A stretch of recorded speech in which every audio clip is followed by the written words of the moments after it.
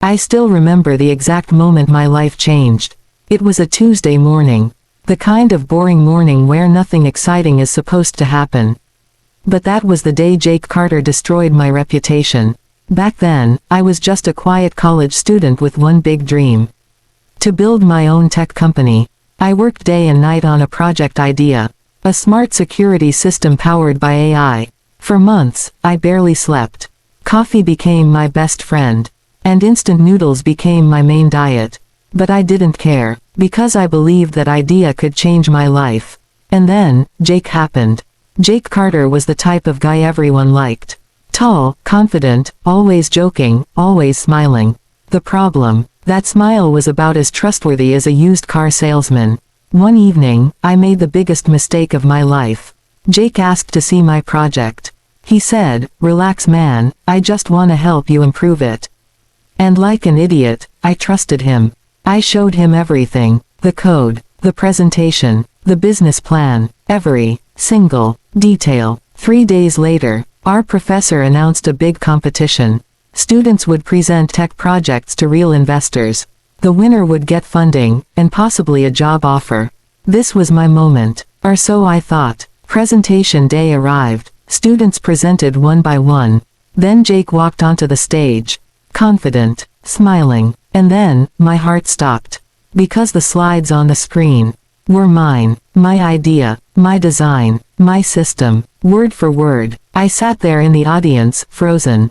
People were clapping. Investors were impressed. The professor was smiling proudly. And I felt like someone had just punched a hole through my chest. Jake won. Of course he did. He got the funding. He got the job opportunity.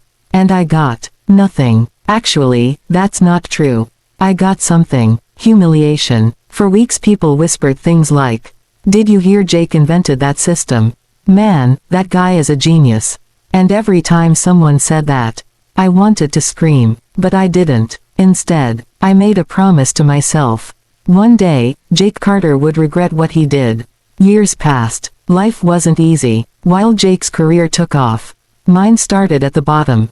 Small jobs, long hours, low pay. There were nights I almost quit. Nights I wondered if Jake had actually stolen my future. But something inside me refused to give up.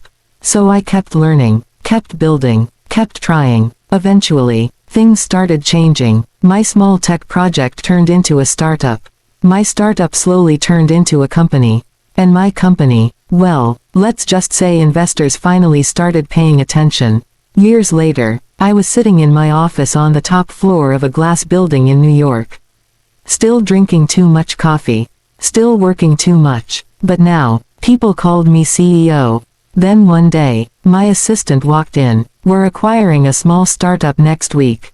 I nodded. Normal business. Happens all the time. She placed a file on my desk. "Here's the employee list." I opened the file casually. And then, I nearly dropped my coffee. Because there it was. One name. Jake Carter. I stared at the paper for a full minute. Not angry. Not shocked. Just amused. Because apparently, karma has perfect timing. A week later the new employees arrived. And there he was. Jake Carter. Older. A little more tired. But still the same guy. He walked into the meeting room. Looked around. And then his eyes landed on me. You know that moment when someone's brain freezes? Yeah, that happened. He squinted. Confused. Then he said, "Wait, do I know you?" I leaned back in my chair. Smiled. "Oh yeah, Jake. We go way back." Suddenly his face changed. Recognition hit him like a truck. "You." The room went quiet. Employees looked confused. Jake looked nervous. Probably expecting the most dramatic revenge speech in history. Something like, "You ruined my life, Jake. Now I destroy yours." But here's the thing about revenge. Movies make it look loud, explosive, dramatic. Real revenge is usually quiet. So instead of firing him, I did something better. I promoted him. Yep, you heard that right. I made Jake Carter my project manager, which meant one beautiful thing. He had to report to me every single day. Morning meetings, progress reports, emails starting with, "Good morning, sir." The first time he said, "Sir," I almost laughed. Not because I hated him, but because life had written the most ironic script ever. Weeks passed. Jake worked hard, really hard, maybe harder than anyone else in the company. One evening after work, he knocked on my office door. "Can we talk?" I nodded. He stepped inside, looked uncomfortable, then he said something I never expected. "I'm sorry." The room went silent. "For what I did in college," he continued.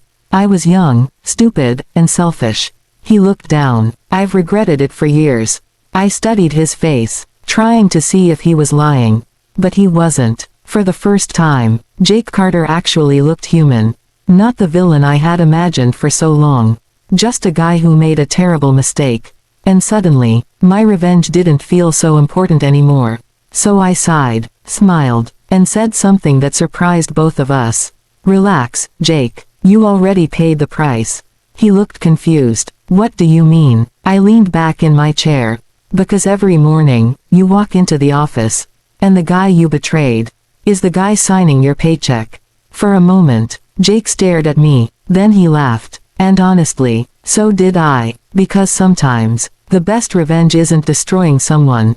Sometimes, the best revenge is simply winning.